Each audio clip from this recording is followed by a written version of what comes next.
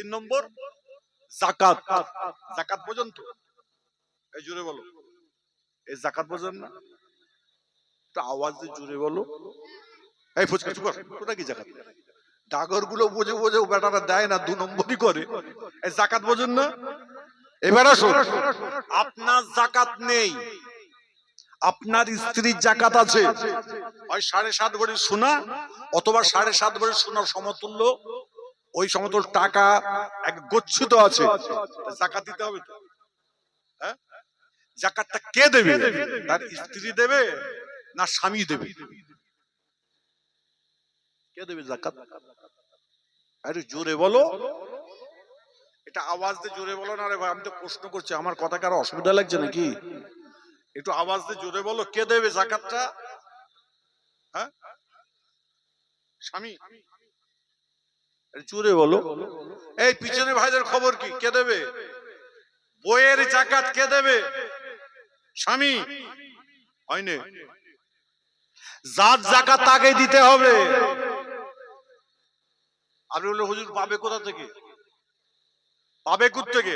আল্লাহ বলছে, এ বান্দা বান্দি, তোমাকে আমি টাকা দিয়েছি, তোমাকে আমি সোনা দিয়েছি, সেটাকে তুমি ইউটিলাইজ করো, ইউটিলাইজ করো। তুমি তাকে ভাঙাও, তুমি তার সঙ্গে ব্যবসা করো। তোমাকে গোচ্ছে এক জায়গায় রাখতে আমি তো বলিনি। তোমার জাকাত তোমাকে বার করতে হবে। যার জাকাত স্বামীকে দেওয়া ফরজ নয়, অজেব নয়, সুন্নত নয়। মেয়ের জাকাত স্ত্রীর জাকাত স্ত্রীকে দিতে হবে। এবার আপনি যদি দয়া স্বরূপ হয়ে যদি দেন, গুনাহ নেই, আপনি দিতে পারেন, গুনাহ নেই, কিন্তু যার জাকাত তাকে দিতে হবে। কথা বুঝতে পারছেন না? কথা বুঝতে, আপনি বলেন যার জাকাত, হ্যাঁ, আবার জাকাত ফাঁকি মারা যায়।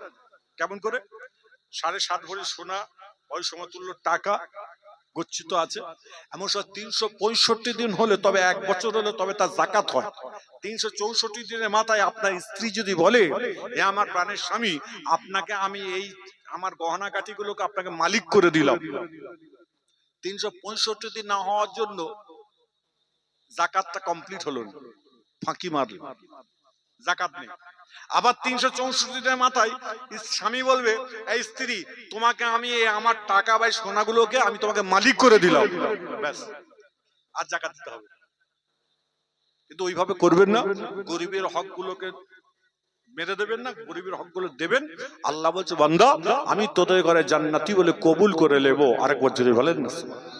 আবার দেখুন, স্বামী যদি কাতি হারাম, কাতি হারাম মানে সবথেকে নিকৃষ্ট হারাম টাকা, স্বামী যদি, ভালো করে বুঝবেন, স্ত্রীকে যদি খাওয়াই, স্ত্রীর খাওয়াটা কিন্তু হালাল। স্বামী যদি সবথেকে নিকৃষ্ট হারাম টাকা যদি স্ত্রীকে খাওয়ায়, স্ত্রীর খাওয়াটা কিন্তু হালাল, আর তার বাচ্চাগুলোর খাওয়া কিন্তু হারাম।